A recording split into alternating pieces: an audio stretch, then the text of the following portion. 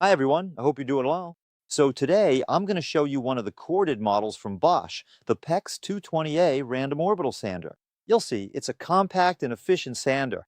But I won't say any more for now. Let's check it out in the next segment. See you in a moment.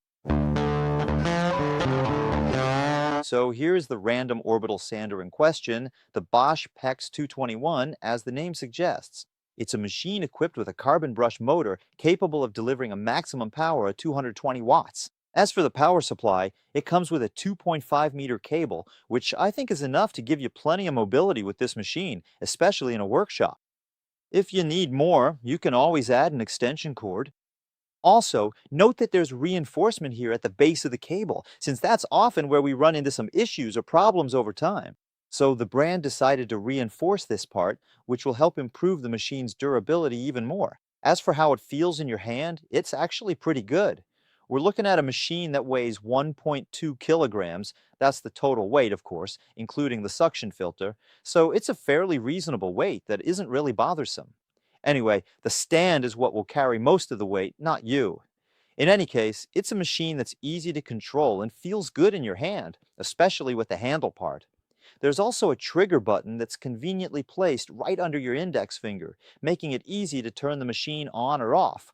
Plus, there's a grip that offers a bit more comfort than a regular plastic surface, once again improving the user experience.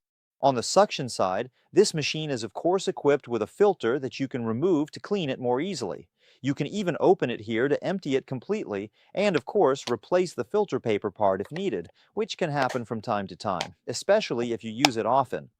Putting it back in is pretty easy. You just insert it and snap it into place, and that's it. It's securely attached to the machine.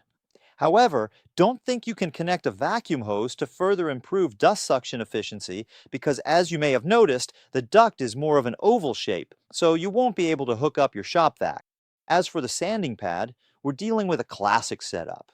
A 125 millimeter pad with a hook and loop surface, which means you can easily attach your sanding discs.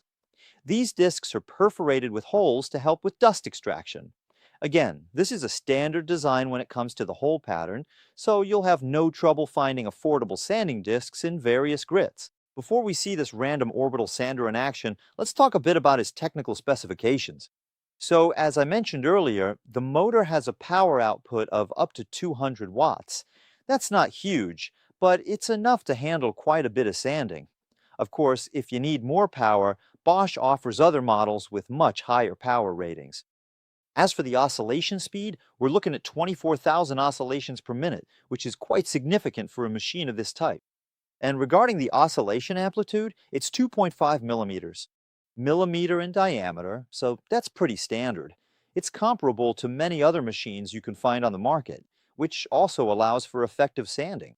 Now let's see how this machine performs in action by sanding an oak board covered with a layer of varnish and even some traces of paint. Let's see right away how it goes. I've put on an 80 grit disc. In fact, I've installed an 80 grit disc to do an effective sanding job.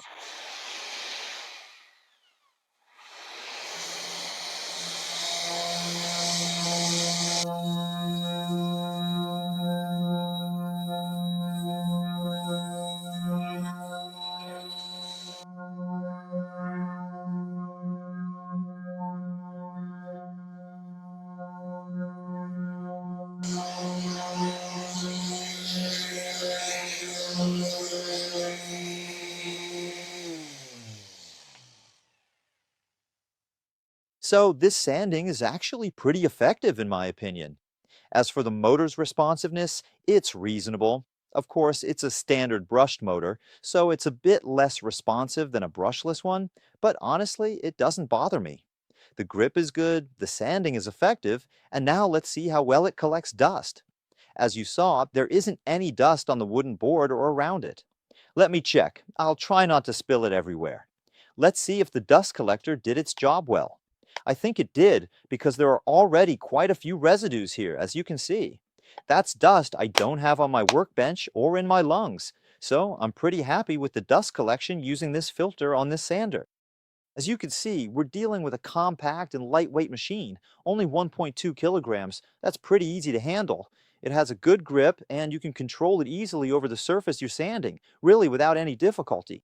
In terms of performance, it's true that this isn't the most powerful machine in the Bosch lineup. It's more of an entry-level model, but it still offers a pretty high oscillation speed and, above all, an oscillation amplitude that's right in line with market standards. As for the dust extraction, there's nothing to complain about. The dust extraction works well, especially with the small filter that comes with the machine. What I find a bit disappointing is that you can't connect a vacuum cleaner, which would be even more effective. But again, this is an entry-level model, so you can't expect too much from it either. Finally, regarding the price, you should know that this random orbital sander is usually sold for around 60 euros. That's a really great price.